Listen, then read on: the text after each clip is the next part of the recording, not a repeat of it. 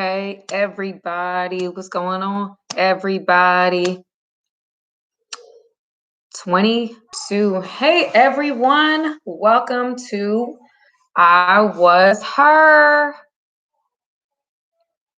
I Was Her. Amber, you may need to close that door. I hear Soraya. Y'all gonna hear some Soraya. It's over. Yes, Mama. I gotta go on live, mamas.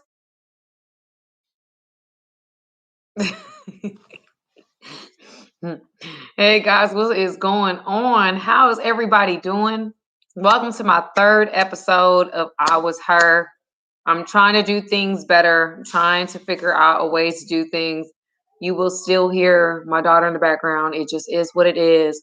But I'm so happy to see you guys. I'm so happy to do this all over again, y'all. So thank you guys for coming in to the third episode.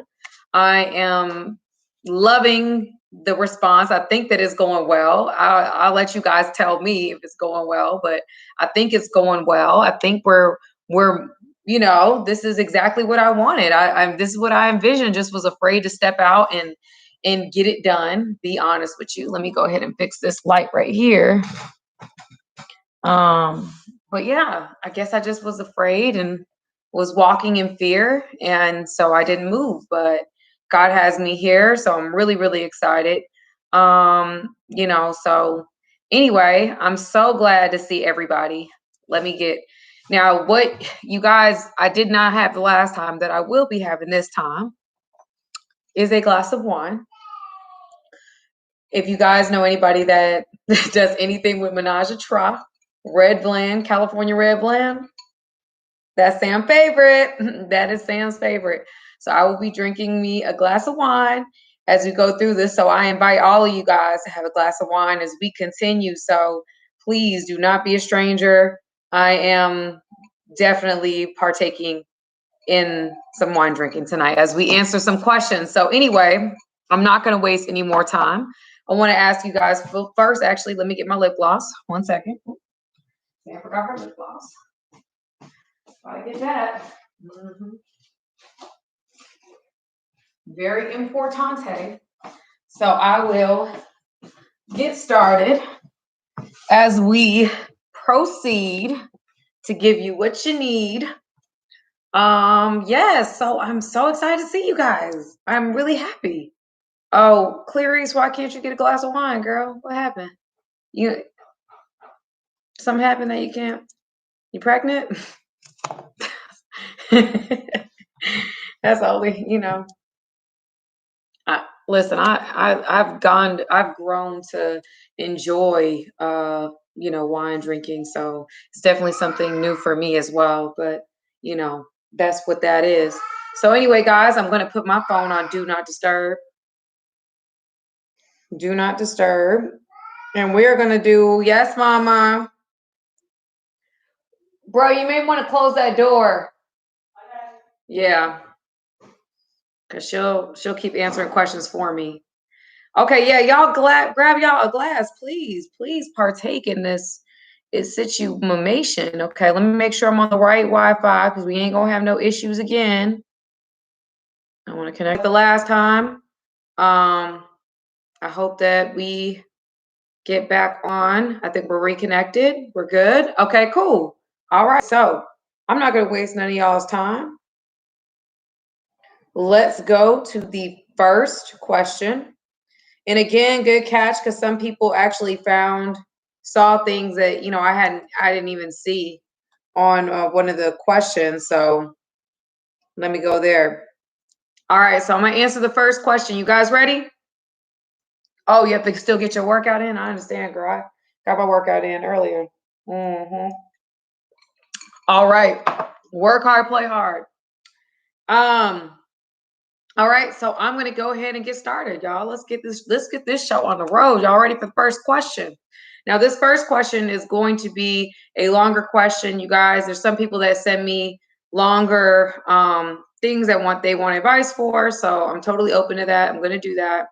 Oh, thank you for saying I look pretty. Thanks, guys. But I'm gonna move forward and just let's go. Let's go. First question. Hey Sam, I don't have a good woman's role model in my life, but you have been one of those that I look up to. You. But you have been one of those I look up to. I've been following you from the first day of WCW. So WCW or WWW, what women want, right? And Miracle Monday, but I really need advice on my situation.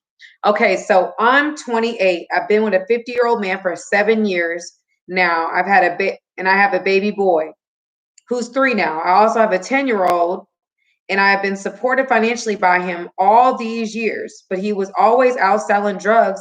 Been unhappy for about 5 years now, and just so happened this guy I met 4 years ago, 21 years old, just got in contact with me again and said, my youngest son, is handsome and looks just like him. Then I thought real hard and realized my son does look exactly like him, but the old man thinks it's his. Okay. God knows this wasn't my intention, but now I'm starting to love the 21-year-old, my son's dad, but I'm still in love, but I'm still with the old man. I'm torn in between the two, and I love Jesus with all my heart, always soaking into the word, staying plugged in, but I'm lost. What do I do? Well, guys, this is juicy, y'all. So I'm gonna let's paraphrase this. So we have a young woman, 28 years old. She's been with a 50-year-old dude for 7 years. 7 years. She now has a young son who's 3. She also has a 10-year-old. She ended up having a situation where, is it freezing a little bit? Y'all, is it freezing? Do I need to go to another? Y'all need to tell me what to do because I'll do it. Is it freezing? Can you hear me still? I'm just gonna keep rolling. Okay, so anyway, I'm gonna keep moving because this is a lot. We got a lot of questions tonight, so I can't waste too much time. So 7 years she been with. No, I'm good. Okay, I'm good. Okay, good. So 7 years. Okay, good. It was quick. Cool. So 7 years. 50-year-old has a 3-year-old. Met back up with the 21-year-old dude. I guess she had, from what it seems like, sis, if you've been with the old guy for 7 years, you have a 3-year-old. Now you met up with this 21-year-old you were with, how long ago? Had met 4 years ago. This is an overlapping situation, which to me, if I need clarification, you cheated. You cheated on the 50-year-old with 21-year-old. I don't blame you, but you cheated. I just want to understand that you cheated. So you've had a baby. Baby, the 50-year-old thinks it's his. 21-year-old sees the kid and says, "Nah, that kid looked just like me. That's my child." You're like, "Whoa, he does look like him. It must be your child." So now you've been spending time, aka cheating, on the old man with the 21-year-old, and you don't know what to do at this point in time. Here's what I'll say, sis. I was at 28 years old. Okay, I was similar to you. I mean, when I was 26, 25, 26 years old, I was definitely a cheater. Not gonna lie to you. I definitely have had my moments in the cheating game. Not gonna lie. Guys, you like my fluffies? Doesn't matter.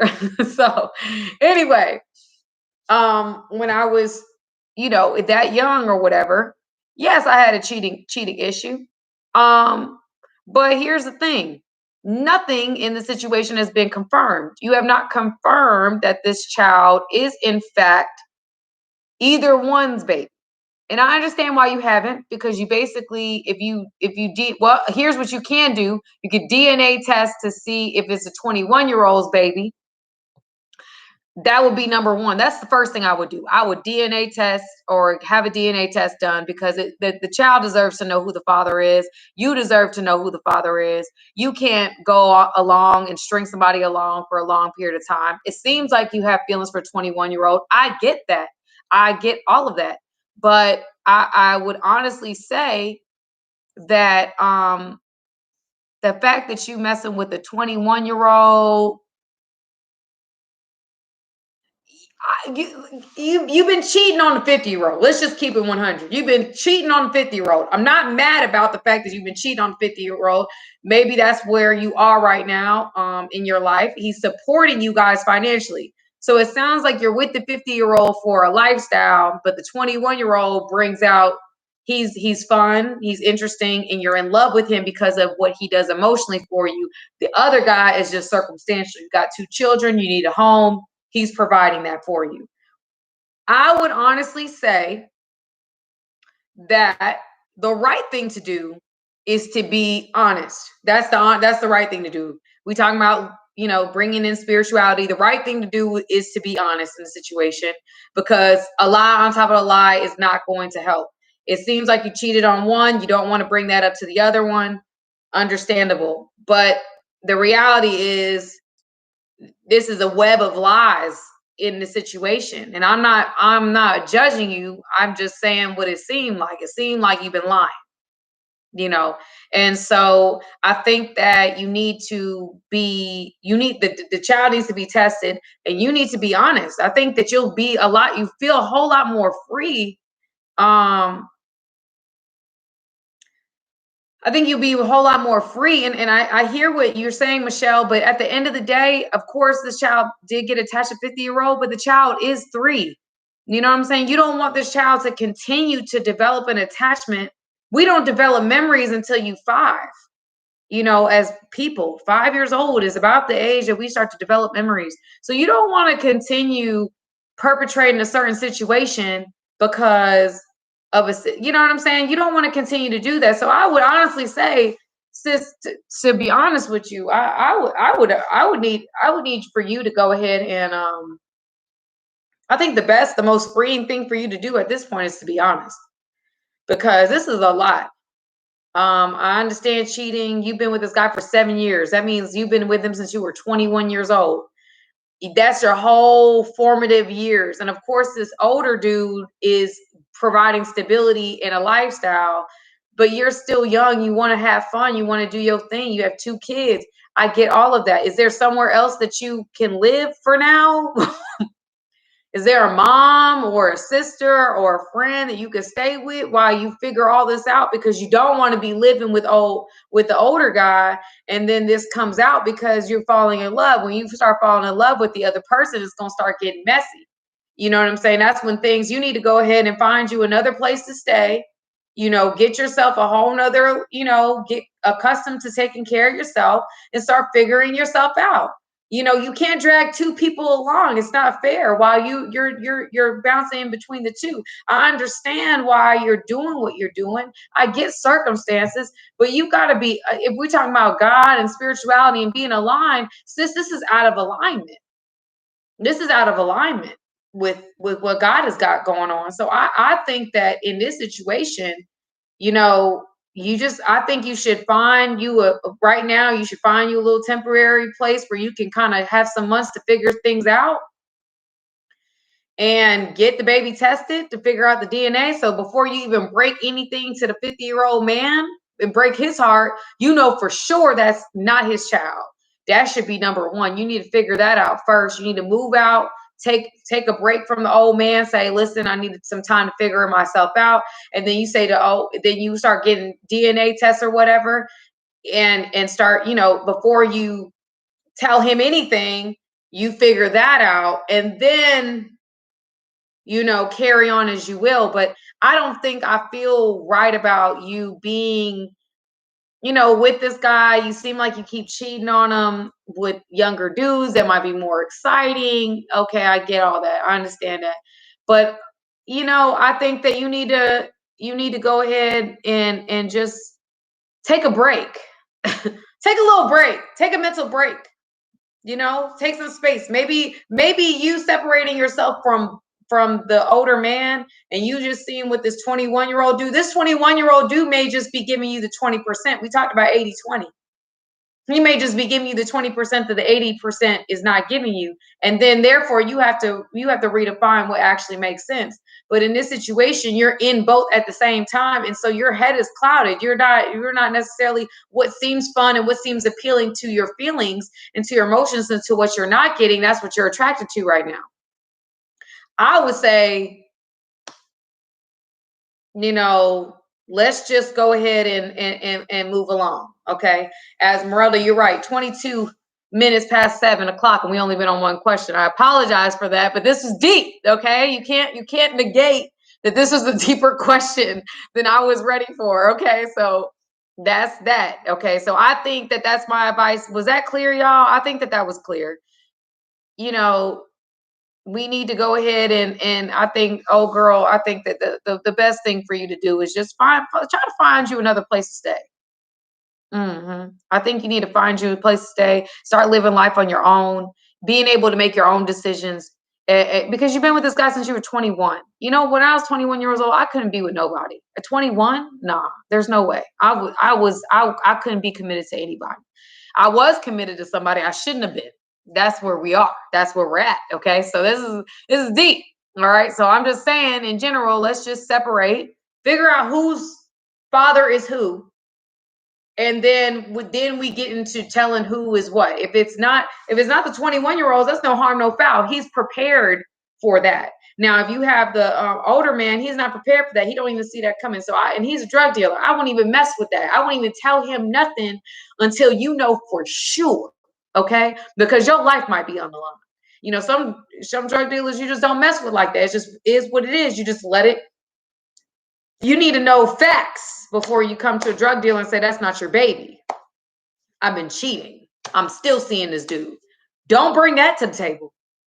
Let's just leave that on the table. Let's come back to that later. Oh, Lord Jesus. Let me take a sip. That was a lot, y'all. That was a lot for me.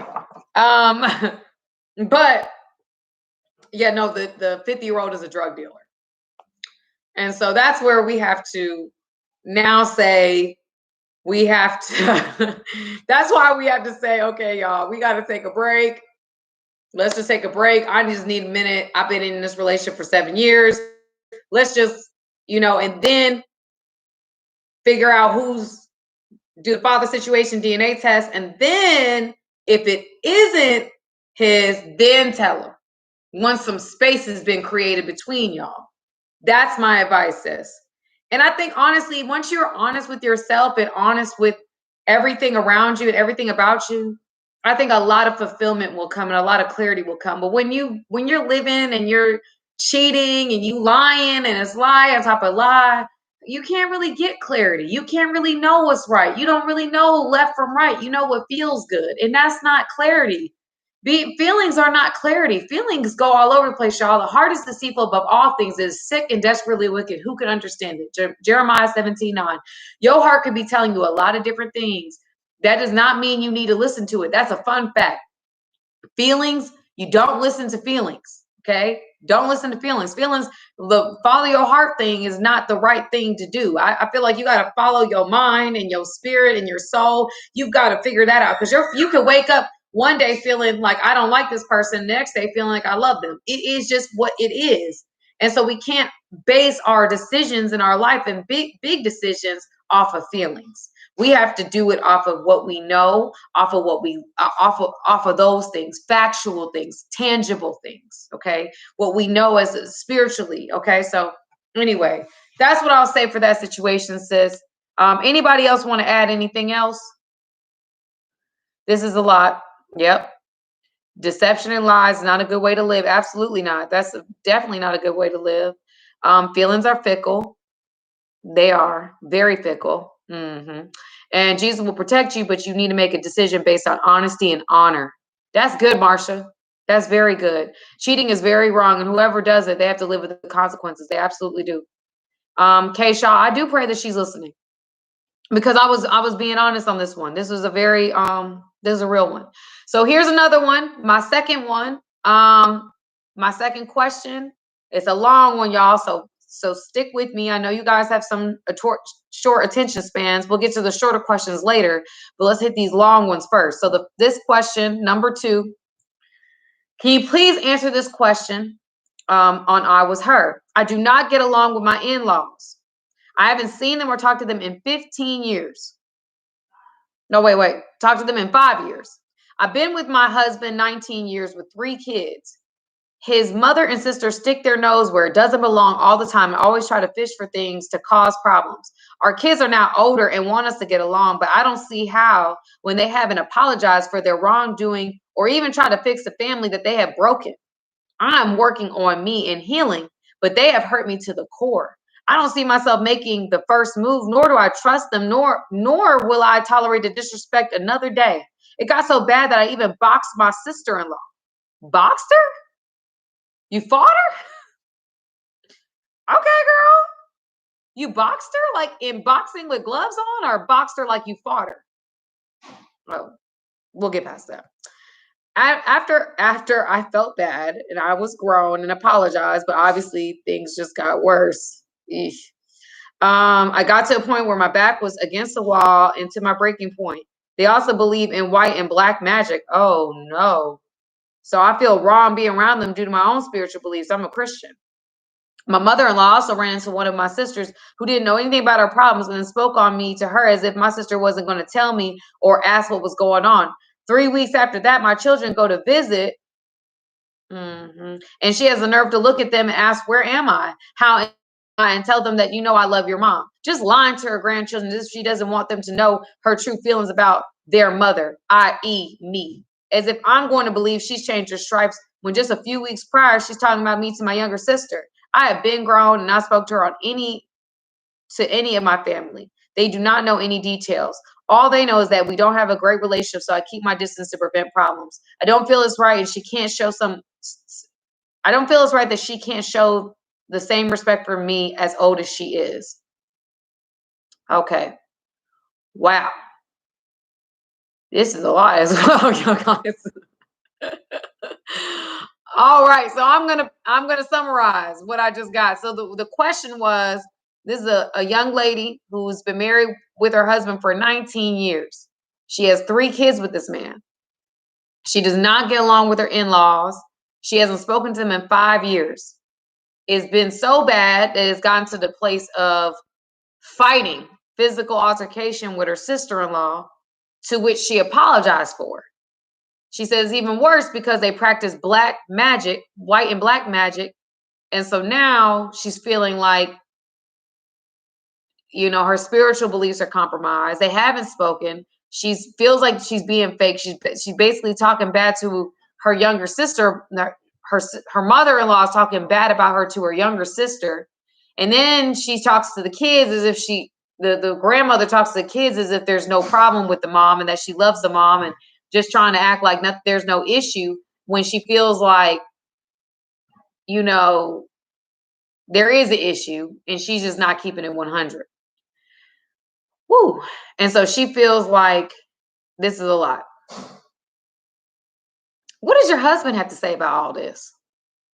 That's like the missing piece that I'm not really getting from this, because I feel like when it comes to parents and it comes to relationship with your in-laws, I really, really think it has everything to do with, it really has to deal with like, where's the husband? Like, you're dealing with his parents, you fighting his sister, there's black and white magic going along. There's so many different things going on. Like the whole scenario, what's your husband think about all this? Because I feel like that's his role. That's his side of the family. That's his mom, that's his family. And I feel like when it comes to that type of situation, you shouldn't be just sticking up for you. He should be the liaison between the two as your husband. I feel like that's the part that I'm not really clear on. I know you don't want him to get in the middle of it, but he is essentially in the middle of it. He's the reason why you guys are connected. So I want to understand what your husband feels about all of this, what he has done, what he has said, what does he feel about you not being connected? Because at this point in time, I don't think it's healthy for either party to be involved with the other. I don't disagree with the grandmother not speaking. I think her showing love or showing that she don't have any issue with you to your kids, that's a strength. That's not a weakness. I don't think that's a bad thing for her not to involve your kids or say, hey, you know, I don't like your mom, blah, blah, blah. That's not a bad thing that she didn't like show that she doesn't like you to them. Even if they already know from you that you don't like her, I don't think it was a bad choice for her to not share with your kids. Yeah, share with your kids that there's an issue. So I feel like that's not a bad thing to be cordial and just show maturity and be like, listen, you know, I'm not gonna badmouth you or say negative things to your kids. Now your sister, she grown. I could talk bad about you to her. Now I get that. I get the rationale, may not be right, but I get it. But getting the babies involved, they don't need to be involved. And I agree with that. Whether it's fake or not fake, I agree with that. Don't get the kids involved with that. This is between you and his parents. But that's where I need to understand the husband's role. And that's the part that I'm not getting. I feel like at this point in time, he needs to have a sit down between you and his family. And I think that he needs to be like, listen, y'all may not like each other, but you gonna respect my wife. And honestly, sis, you got to respect his family, period, because that's his family. You know, you also need to level up. And you brought up Christianity, you've got to be the bigger person. If we're bringing up Christianity, Paul says, above all things, it is upon us to keep peace. Above all things, it left up. You can't control anything else, but up to us, we have to maintain peace as much as it's possible. That's what we're called to do. So in this situation, yes, you may not like the in-laws. I get that. You may not ever like them. That's fine. But that's his family.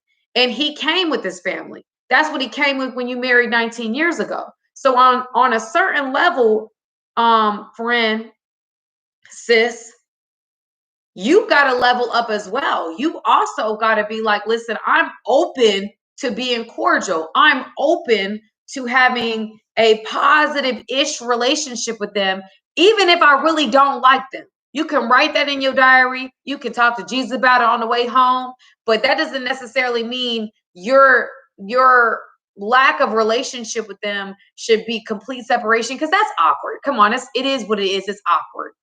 So I think that the husband should really be the middle man in this situation, because that's his family. But I think as the wife and holding him down and knowing that that's his family, you should at least be willing or open to compromise, to being cordial. And she, as the mom, would also need to be open and compromise and be cordial. But if y'all scrapping and fighting, there's a lot of different things that need to be figured out, because you can't be fighting at family functions. That's just not what it is. Like, we can't be fighting. Listen, I gave up fighting years ago. That's just not, fighting is not the answer. It's just not. And so at the end of the day, I think that until you're at a place where you feel like you can control your behavior, because you can't control nobody else's behavior but your own, your husband have a conversation with the in-laws, because clearly you want to have a connection, clearly you want to have a relationship. But in this situation, it just seems like you're not really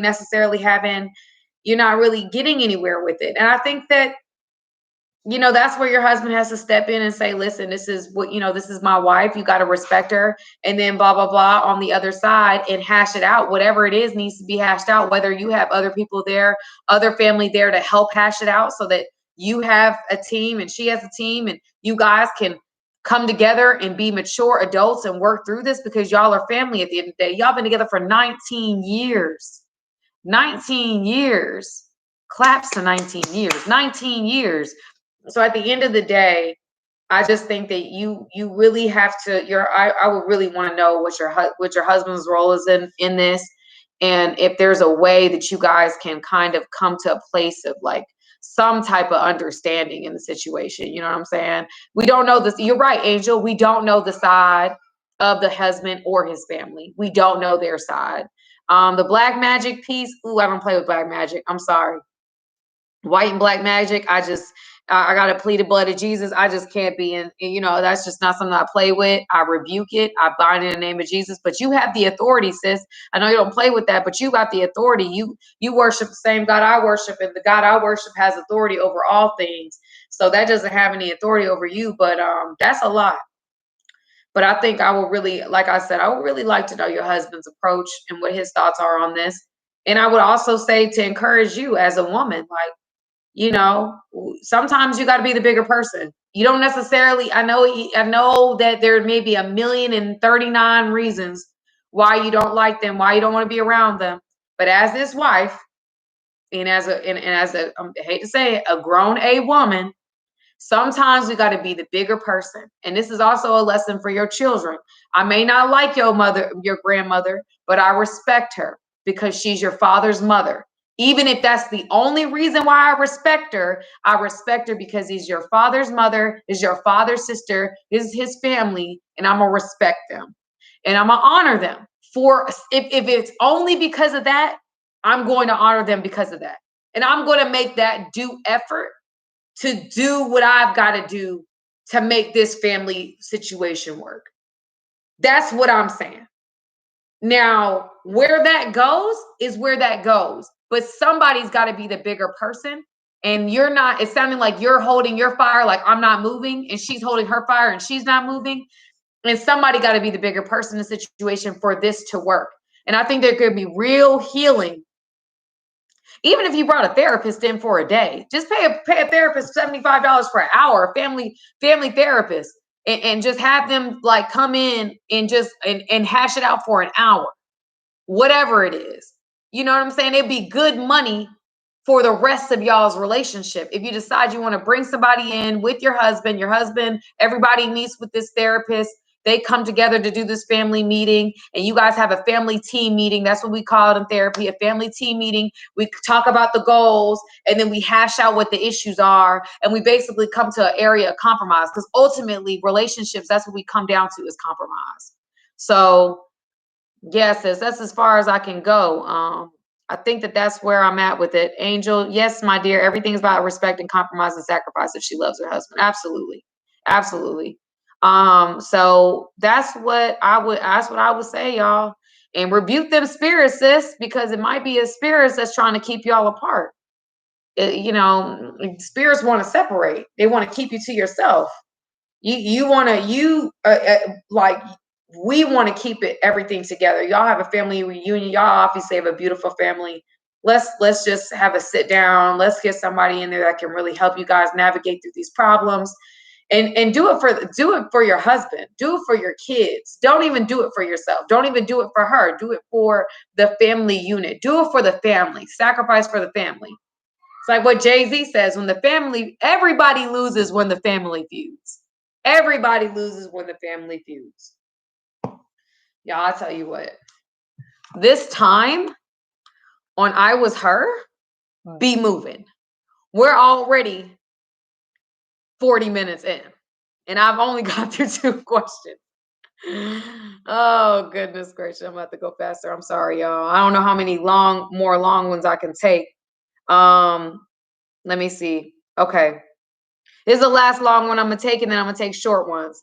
Like I said, everybody loses when the family feuds. No one's a winner in that situation. The black and white magic, though, yeah, I rebuke that. I had to rebuke that. I had to really rebuke and bring my oil and everything. You know what I'm saying? That's what I would have to do. I mean, I'm just going to say, period, end of story. I'm bringing my oil. I'm bringing my Vatican water. I'm doing all the, listen, rebuking. Okay, the next question, y'all. This is a last long question. Now I'll get to the short ones because we get through them short ones real quick. And then,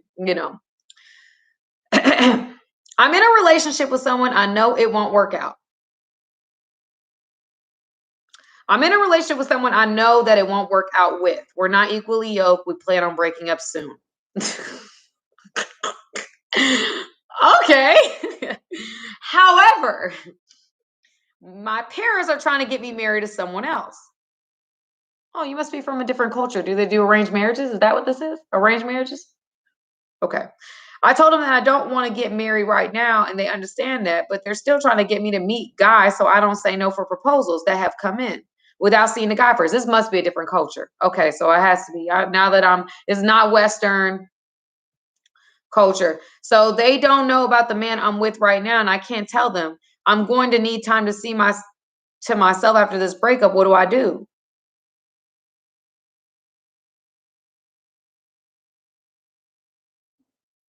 Okay, so sis, here's the thing. Here's the thing. You don't like the dude you're with anyway. Like, you don't like the dude you're with anyway. Like, he's not even somebody it's not going to work out with. Or maybe you do like him, you just know it won't work because of a difference of culture. You want me to read it again? I'll read it again, y'all. This was actually a short one, but I'm in a relationship with someone I know it won't work out with. We're not equally yoked. We plan on breaking up soon. However, my parents are trying to get me married to someone else. I told them I don't want to get married right now, and they understand that. But they're still trying to get me to meet guys so I don't say no for proposals that have come in. Without seeing the guy first. They don't know about the man I'm with right now, and I can't tell them. I'm going to need time to myself after this breakup. What do I do? Y'all, okay, so this is what I have to say. You're with the guy that you already know is not going to work out with. Okay? So you're wasting time and energy. I understand how you feel. I understand you might like him, you may love him, he may be the best thing since sliced bread. But if you already know that it's not going to work out, then you need to stop investing. Investing is what keeps us in relationships. We continue to invest in somebody, we're going to continue to be attached to that situation. So your best option in this situation is to disengage quickly with the dude that you know that it's not going to work out with, because you don't want to spend more time dealing with the guy. And the more you guys like fantasize about, oh, we're going to break up soon, we'll break up in a week, we'll break up in 2 weeks, the attachment, the fondness, those 2 weeks come, you're going to add more time and more time and more time and more time. I would just say cut it off now so that you have time to heal, because it seems like you're in a culture that you're going to have to get married. You're gonna have to get married soon. Your parents are marrying you off. It's different. I'm trying to be, but it's like I would have to say, just since you're gonna have to, I would end the relationship with the dude right now, immediately, a rapidamente, fast, quick. I would end it now, and I would tell your parents, if you can be open with them about just being like, I just need some time. Can I get some time? You don't have to say why, because I'm sure they don't want you dating other people or seeing other people. So maybe that's why you can't be open with them. But maybe just say, I just need some time to, see what's out there, what makes sense for me. And then, look into the people that are proposing to you or want to be married to you. But I would honestly, what I would do is I would end the relationship now, even if it hurts. I mean, I would cut it off. If there's no future in it, there's no point. Like, y'all, we don't have time to waste. No one has time to waste. If you're 21 years old, you don't have time to waste. If you're 18 years old, you don't have time to waste. You don't know how much time you have. So you don't need to waste the time that you do have. You understand? Time has an expiration date. We all got an expiration date. Don't waste your time. And don't waste his time. If there's no point in continuing playing this game of investing in it, like, oh, well, we're not really investing anything. No, when you invest time, it's the most precious resource you can give somebody. Like this hour that I'm giving you guys, I don't get this hour back. You don't get this hour back. This is the end of this hour for me and for you. We don't get it back. We don't get no takebacks in this life. That's what it is. It's a limited resource. There's the most precious resource you can give, because you literally can't buy more and you literally can't get some back. That is what it is. And so if your parents are very much into this culture and you're bought into the culture, you want to marry in a traditional way, then you need to just let it go. You need to just let it go. You need to just be like, and you got to make an executive decision. There's a lot of times in this life you're going to have to make executive decisions. You may not feel like doing it in the moment. You may say to yourself, this is going to break my heart. Well, listen, if it's your first heartbreak, like I said the last time, it has warmed you up for other heartbreaks, because your heart will be broken again, sis, because that is the way of life. It's like your heartbreak the first time of breaking your heart, that's a tough one. It hurts. Can't eat, can't sleep. It's tough. It's hard.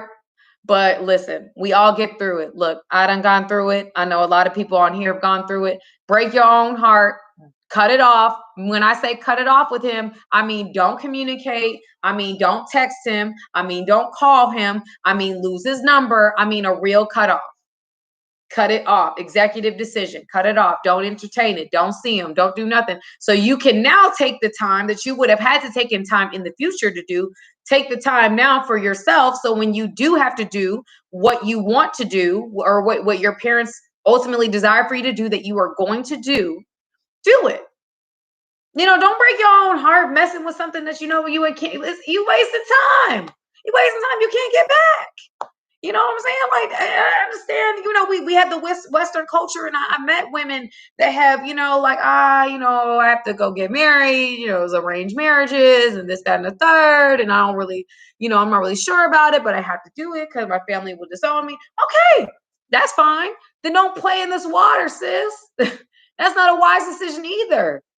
It's not a wise decision either. Just allow yourself, invest in what you're eventually going to invest in. Don't invest in things that you're not going to ever see the return in. That's a dumb investment. That's a dumb investment. Don't waste your time, sis. None of these women, if there's a person that you are talking to, I don't care who you are. Let's talk about any culture. There is a person in any culture, and there's a dude that you talking to that there ain't no future with. Stop wasting your time. Time is a valuable resource, sis. We don't know how much we have. We don't know how much we gonna get. Listen, don't waste nobody time. Don't break your own heart. Just say, listen, I'm gonna cut my losses. It is what it is. And obviously, I'm not gonna be negative, because I also feel like, soul tie needs to be broken. I just posted a video about soul ties being broken. Kurt Franklin had a great speech about soul ties being broken. But I really think you guys, you gotta break your own heart, unfortunately, on this one, sis. All right, you guys, I can't believe it, but here we are at 7:50. So let me go through these shorter questions that I said I would answer, y'all. Hold on. Okay, let me go here. All right, y'all. Let me see. So, questions. When is a man intimidating to you? Intimidating to me. A man is intimidating to me. A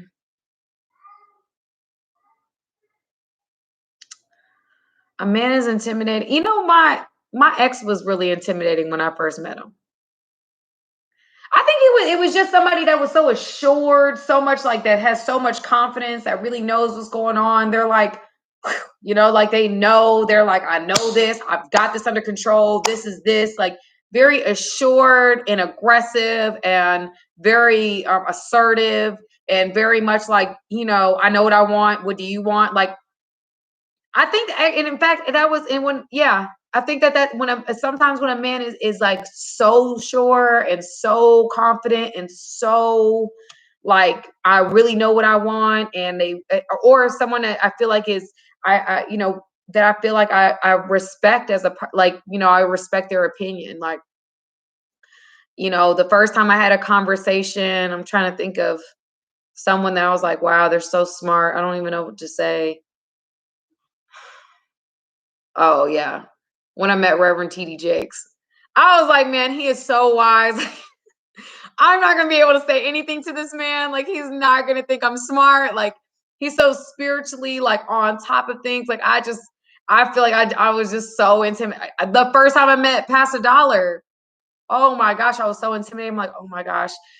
Like it was a premarital session, and it was one-on-one with him, and I was like, oh my gosh, I'm so intimidated by this guy. Because they're so assured. They come in with a shark. I call them sharks. They come in with that shark, like I am who I am, you know who I am, and I've established myself, and this is who I am. And like it's very intimidating. It's very intimidating when a man is that assured. Like they're like, I'm me. I know who I am. And I'm really good at what I am at. I'm good at what I'm good at. And I know what I'm good at. And you can't tell me otherwise. And I know my stuff. And you know that I know my stuff. So I'm that dude. Like, that is very intimidating for me. That was very intimidating for me. I haven't really had that like recently where I was like, oh, I'm really intimidated. But like, I would say, like, when I first met my ex, Creflo Dollar was somebody I was very intimidated by, and TD Jakes was somebody that I was very intimidated by. Yeah, very intimidated by. So it's yeah. So okay, that's a good question. What was the defining moment that got you so on fire for God? The defining moment that I got really on fire for God, y'all, it's a crazy story. I think I've already shared it a few times. But I have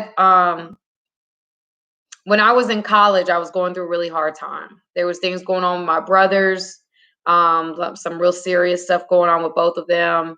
It was a really, really hard time for me. And I always kind of felt like in my family, I had to keep it together. Like I couldn't let anybody in. And because of that, I was in a bad relationship at the same time too. It was a guy that I feel like somebody was paying him to cheat on me. The guy would cheat on me constantly. And so at some point, like my physical body broke down, and I ended up having a reaction called Steven Johnson syndrome, which is it's a rare autoimmune reaction. And I ended up having that reaction. And I was like, oh my goodness, what is this? And then the second time I had the reaction again, oh my gosh, like it completely like knocked me out, like completely knocked me out. And I realized that, I used to really be into like my appearance and the way I looked. And, to be honest, I wasn't even that cute. I wasn't even that cute. Like I feel like I look better now than I did then. But anyway, I sewed so much into my physical appearance, and I realized that like as soon as that Steven Johnson's hit me, y'all, I looked like a different person immediately. I looked nothing like myself. And the person I was with was choosing everything but to support me and be with me during a very serious situation. And it was like revealing people, revealing character, also revealing that life is so fragile. And so at that time, I really kind of got with my relationship struggles, with the stuff that was going on with my family. I remember there was a woman I went to a school, and they had a campus outreach, and there was a woman that was always around, that was always like open about her spirituality. And she was just always like saying, she would come around with these funfetti cookies. Y'all, I love funfetti cookies. Nonetheless, doesn't matter. Anyway, funfetti cookies. And yes, girl, the rose colored glasses completely came off. And so at the time I was sick. I didn't look like myself. My family was going through stuff. My relationship was not right. And so I'm having to stay out of school and college for weeks at a time. So then, I go back, I meet this woman who's completely on fire for God, who's been pursuing my me as like to share her faith with me, like for a minute. And so I started really buying into it. I started really seeing her. And then one day I just called her. I said, can I see you? She said yes. And I came over to her house. She made poppy seed chicken. I'll never forget it. And I basically said, I just want God. Like I know that I want God. I just want peace. Like I feel like I'm just going through so much. I feel like there's everywhere I turn. I just feel like, as much freedom as I think I have, I don't have freedom at all. And that was the beginning of my journey. I prayed. I remember like falling on the wall, crying down, like I just want peace. I just want peace. And, that day was the prayer. She prayed a prayer with me. And I gave my life to Christ for real. And that was when I was in my 20s. Had to be 20 years old. But again, I went in and out with my relationship with God. I joined, I went first, y'all, went through two cult-like situations, should I say. Two cult-like situations. Second one was a bona fide cult. The first one wasn't a cult, but it was a situation that was crazy. The second time was like a cult for real. And then after that, I was like, okay, I need to get away from this God thing. And then one day I was driving in a car. It's my first job. Where was I living? It was my first job after I had graduated from college, and I was driving, and I felt like God was like, why don't you talk to me anymore? I went to go get my hair done at a Dominican salon. Y'all, this is such a crazy story. I'm going to go to the next question, but it was like with the Dominican salon, there was a woman that was sitting next to me. I was sharing with the woman who was doing my hair what I was going through. And the woman next to me happened to be a pastor and was like, God's telling me that he wants to hear from you. Like, don't give up on God. You've been seeking man. You haven't been seeking him. You've been looking for the answers in man, but you haven't sought God for yourself. And you have the same authority. You have the same ability to reach God yourself. Wow. So then I remember sitting in my car, and I felt God urging me to speak to him. And that's when I became on fire again for him. Yeah. So anyway, God was pursuing my behind. He did not give up on me. How do I get past the trauma of my past and my panic attacks without judgment and just trust in God? Past the trauma of your past, therapy. Excuse me. And panic attacks. So once you work through it in therapy, y'all, I'm gonna try to. I'll stay on for additional 5 minutes. I feel like this hour went by so fast.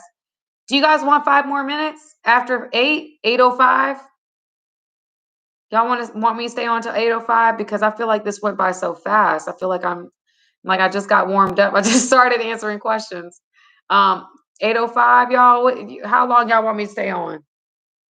I'll stay on as long as you want me to. Well, no, not as long, but I'll stay on for a while. 8:05, 8:05. Okay, cool. 8:05, I got it. So, how to get past anxiety? How to get past anxiety and things like that is definitely therapy. I have terrible anxiety. I got in a car accident and everything like that. I definitely 8:15. Okay. 8:15 I could do 8:15. We could do 8:15. Not a whole other hour, but 8:15 is cool. I could do 8:15. So here we go. So anxiety. So that's when I had to really figure out what I was doing. I had to really talk to God. I had to start really seeking God and understanding what God was telling me to do, who he wanted me to be. And so, so therapy, understanding God, understanding my relationship with God, working through things spiritually and working through things with a therapist helped me to really deal with my anxiety. But I would also say on top of the anxiety aspect of it and past trauma, you have to work through that with a therapist. I'm in therapy to this day, y'all. I see a therapist every week. I see her every week. I am a therapist and I see my therapist every week. I do my work. You have to do your work. And so I would honestly say when you're dealing with anxiety, I still deal with anxiety. I still get anxiety attacks. For real. I still have a prescription for anxiety medication. I still, it doesn't take away the responsibility of, we can say, oh, just pray about it. Just do this, just do that. Yes. But faith without works is dead. I mean, yes, take care of yourself. I'm not saying be dependent upon any medication, but if there's an issue, you have to address it. And so see a therapist, address your mental health. It's just like your physical body. Like you would see a doctor, see a therapist. And so literally, go ahead, work through your traumas with your therapist, because taking medication without going to therapy is null and void, and going to therapy and possibly not taking your medication is null and void. So it's a two-way street. Those are two things. And then the last part of that question is, without the judgment. Girl, here's the thing. People gonna judge you. People judging me right now as we speak, sis, on my own life. They're judging me in the comments. Like, people gonna judge you. So you have to just say to yourself, well, people are gonna judge me no matter what I do. Whether I do the right thing, whether I do the wrong thing, people gonna judge me. So what they gonna do? And as time goes on, as you work through your therapy, as you work through your past traumas, as you start to acknowledge God and surrender and do all the things, Jesus and therapy, those two combinations, those two deadly combinations, that's how you begin to fight the battle of anxiety. That's how you begin to, that's how you fight your battles, period. But that's how you begin to fight the battle of anxiety. And so that's what I would say. And trusting in God is a practice thing, sis. I don't even got that that practice all the way right. Like, there was a text message I got the other day, and girl, it made me, floored me. I'm over here messed up. You know what I'm saying? And I had to recognize and say to myself, you know what? Like, I still don't have this thing perfect. I still don't got it right. I still freaked out. It's a work in progress. It's a work in progress. You have to allow yourself, you have to give yourself grace and understand that it's a practice thing. Trusting in God is practice. It's practice. I'm still practicing. Mm-hmm. Would you ever be on TV for the right thing? For the right thing, I'd be on TV. I wouldn't just be on TV to be on TV. No. But like, for the right thing, for something that falls in line and makes sense for who I am. I've had a lot of TV offers. I'm not looking for that. If it was the right thing that made sense for my brand and who I am and what I'm stepping out to be, yeah, I will do TV. But I'm not an actress, y'all. I don't act. I mean, I'm not really like entertaining talented. Like, I don't, I don't sing, I don't act. Like, I'm just me. So I don't know if I'm good TV, but I'm just saying, that's what I would say. That's my answer to that. Have I ever experimented with drugs? Wow, that's a deep question. Yeah. I mean, not like real hard drugs. No, I have not. But I have, I have. I'd be lying if I said I hadn't, I have.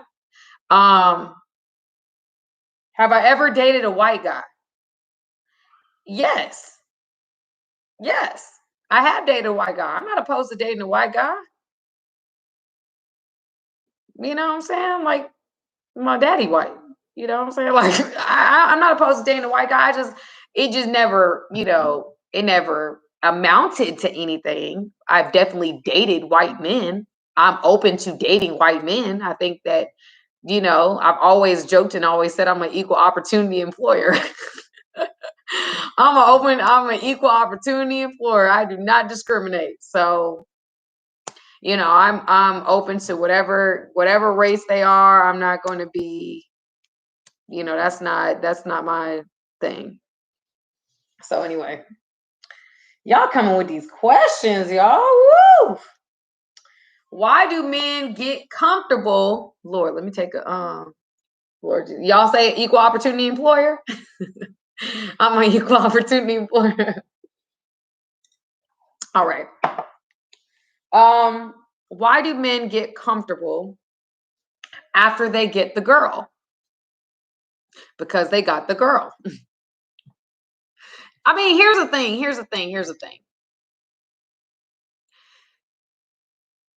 I think there's a primal instinct of men to chase. Period. It's a primal instinct of men to chase and to pursue and to get the girl and to date her and to have her as his own and to conquer. I definitely think that men have that primal instinct to conquer and to get the girl. I think that they automatically relax. They relax after they got the girl. Like, now the girl is theirs, so they don't have to put in as much work to get the girl. That's not I don't think it's a bad thing. I just think that that's what men do. They seek, they find, they pursue, and then they relax. And then it's like, you know, that's what they do. I think that, you know, like that's just how men are. You know, men are not I'm not saying they're not made to be different, but that men are like they're hunters, man. They're hunters. They hunt, you know what I'm saying? And then they hunt, then they kill or conquer. And then they're like, "Ooh, okay." Ah, nice. Okay, great. And then and if they have the wrong intentions, they conquer and they move on. They're like, "Okay, I conquered this. I'm moving on." So I feel like it's just like, you know, men, you know, they're like, okay, I got this. This was cool. Very nice. Great job. You did your thing, sis. Time for me to move on to the next one because I'm in a conquering phase. I think men have conquering phases as well. You may find a man that's in a conquering phase. You might find a man that's like he's in that smashing phase.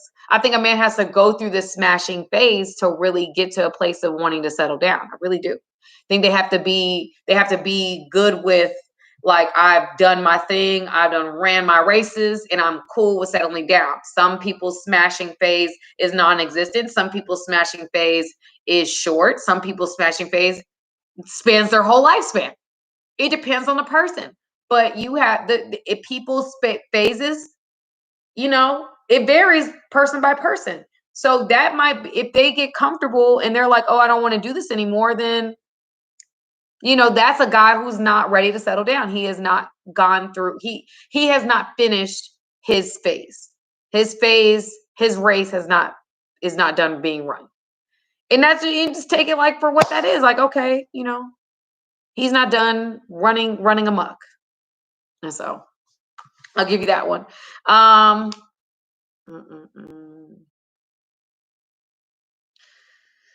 when was the last time I cried?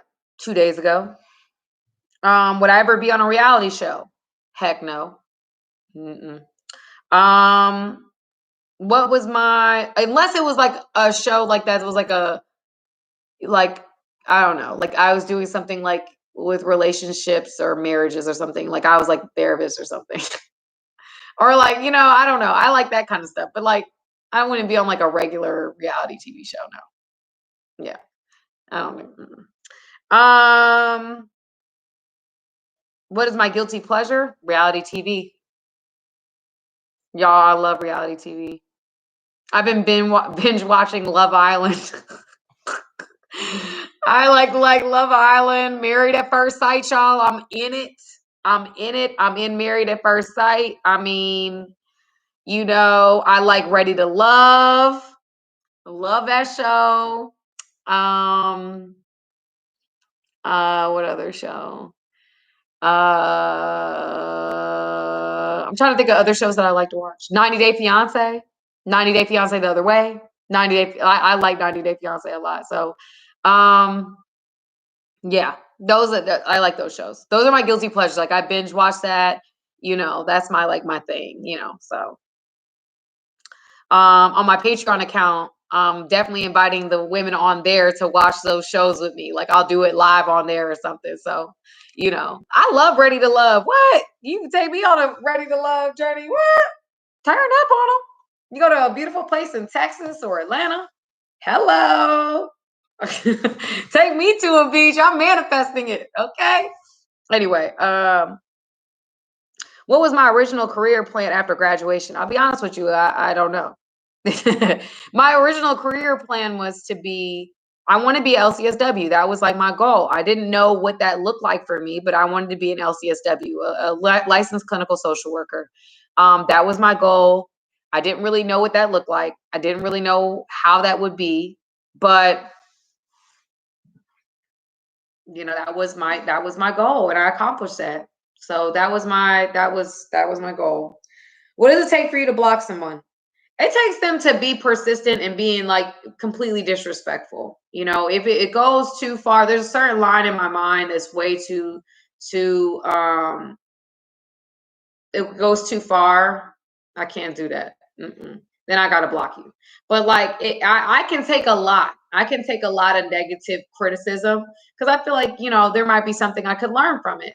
But if it goes too far across that line, then that's that. My degree is in social work. I have my bachelor's in psychology and my minor in women's studies. I have my master's in social work, and I have my license, and I have I'm fully licensed social worker. I'm a licensed clinical social worker. So that's that. Uh, mm, would you ever get plastic surgery? Yeah, if it was right. Shoot, I ain't gonna lie to y'all. I got my breast done. I nursed for 11 months. Okay. And listen, that was the gift to myself.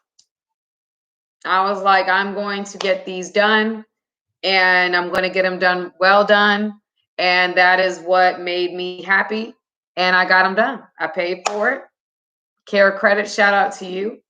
And yeah, I feel like listen, I'm not going to judge nobody for plastics. If it's well done, I don't like, even if it's not well done, I'm not mad that you know what I'm saying? I'm not mad that people get plastic surgery. If that's what makes you feel good about you, then do you. I feel like we get so caught up in all that stuff. You know what I'm saying? Like, if that's what makes you happy, if that's what's gonna make you feel comfortable, it's not the fix for everything. Plastic surgery is not the end all be all, but it's something. If you feel like you're doing it for you, do it for you. I did it for you after I nursed. I feel like honestly, they should put that in your insurance policy. Like, they should, after you give birth and you nurse, they should give you that pro bono. They should put that should be for insurance. Like, it should be covered by your insurance if you nursed a child for any amount of time. Period. Y'all know what nursing is like. That's what that is. So anyway, did it hurt? Yeah, the healing process wasn't the easiest. I mean, it wasn't. No, actually, it was the easiest. It was easy. Easy. It just doesn't. It doesn't look like. It doesn't look like much for 6 to 8 weeks.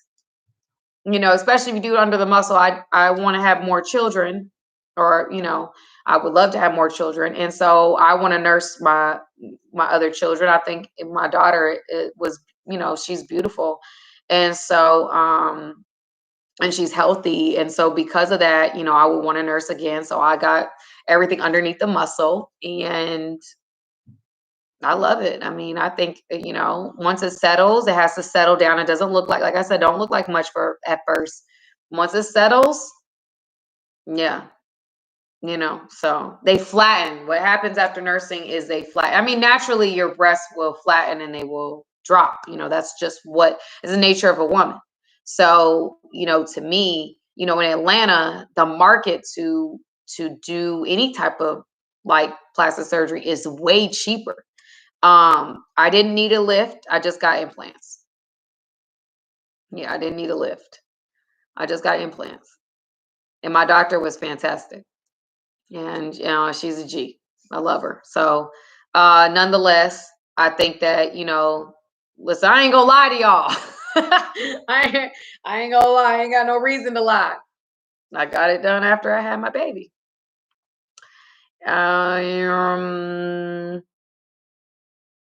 Does it upset you when people call you a gold digger? No, because they don't know me. They don't know my situation. They don't know nothing about anything. They only know what's being reported. They know nothing about me. They don't know nothing about my character. They may not even know my maiden name.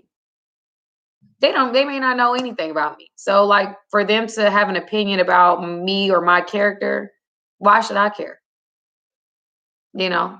Only God knows the truth. And that's the only person that needs to know the truth.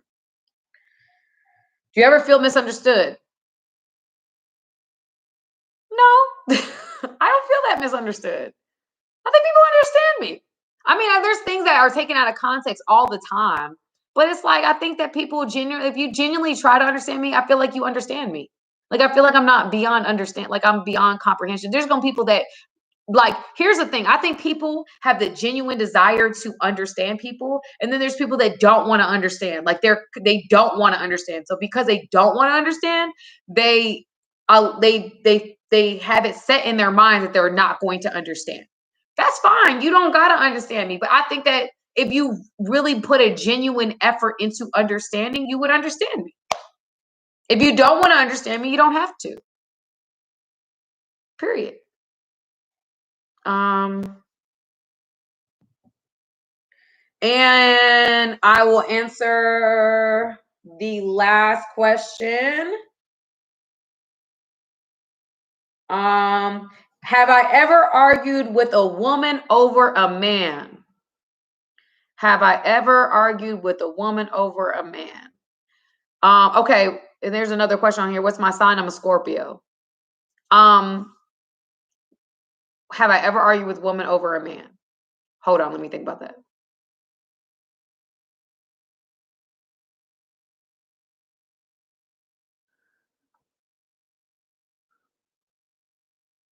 I feel like I have.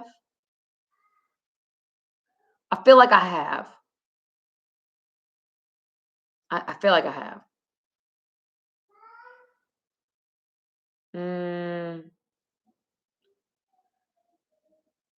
I feel like I have, yeah. I have. I was young though. It was like my first two relationships. First, but I don't know if I argue with them or really it wasn't I don't feel like it was an argument. I feel like it was like, no, I don't have a nanny. Don't have a nanny. No. I have friends. I have my homegirl help me out. Shout out to you, Amber, you're a real one. But the next thing that I would say is that yeah, I think that it was a conversation. Like I was like, hey, are you seeing my dude? And they would say, yeah, I'm seeing them.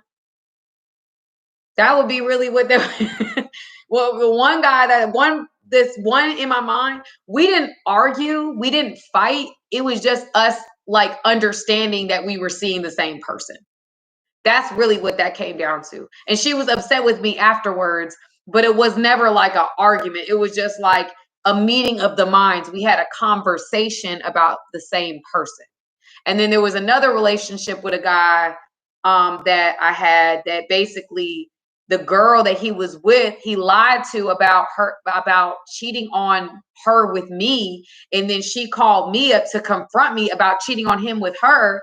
And I was like, I haven't seen this guy in years. I don't know why he lied to you about us even like, I don't even know why he lied to you about cheating. Like, that's such a bad lie. Like, that's an ugly lie. Like, why would you do that? But it wasn't no art. It was an argument because she was accusing me of something that I didn't do. I was like, I haven't seen it. I don't want that man with a 10-foot. I don't want him. So then it was just like, that was that. And I was like, I couldn't believe that. I don't really know if I have advice for Capricorn men. I mean, I think that they're strong-willed, ambitious, business-driven men. And you have to allow them to be that. You have to give them the freedom to be who they are so that they can do that. That's one thing I would say. If you allow them to be themselves, they can, and you allow them to be themselves. And that's with any sign, really, any man, like with any person. If they're with you, they have to allow you the freedom to be you, and you have to allow them to be the freedom to be themselves. It doesn't work when we try to make them like one thing. You know what I'm saying? Like, you can't, if they're trying to make you into something and you're just trying to be one, like the one thing is cool, but that's not realistic. You have to understand that relationships, the way that they work, like it works best when they got their own thing, you got your own thing, you got your own separate closets in the same house, but separate closets. That's how they look at it. Not just one closet where you merge together, but two separate closets in the same house. Okay, did y'all follow that? So like one, two, not one closet, rather just one. You want to have two separate closets, but in the same house. And that's how to have a healthy relationship. Is it true that you have to have a relation? You have to get it done after 10 years? Yes. Is it fat transfers? I haven't gotten a fat transfer, so I can't really speak to fat transfers. But I do know that if you're doing it for a weight loss thing, here's the thing, y'all. With weight loss, and y'all, honestly, Care Credit is awesome. Okay, if y'all want to get something done, go ahead, get Care Credit. Okay, like the Care Credit is that deal. All right. But okay, so I'm going to, but yeah, like I said, fat transfers, if it's about you trying to change your shape, the best way to change your shape, sis, is to put work in. I don't agree with anybody putting money towards anything unless you've tried to fix it yourself first. Okay. There was nothing I could do about my breasts. My breasts, there was no exercise, no workout, there was no food, there was no nothing that was going to fix that situation. So I got it done. So that's what that is, you know.